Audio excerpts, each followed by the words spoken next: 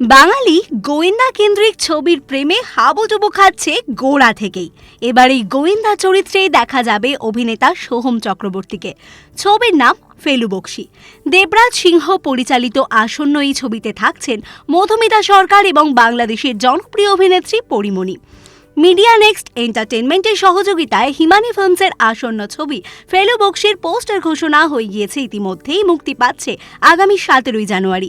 পরিচিত নাম হলেও এই গল্পের ফেলু বকশী একেবারে আলাদা। অনিমেষ মুখোপাধ্যায়ের একমাত্র ছেলের মৃত্যুর ঘটনার তদন্তের দায়ভার পড়ে ফেলু বকশীর ওপর।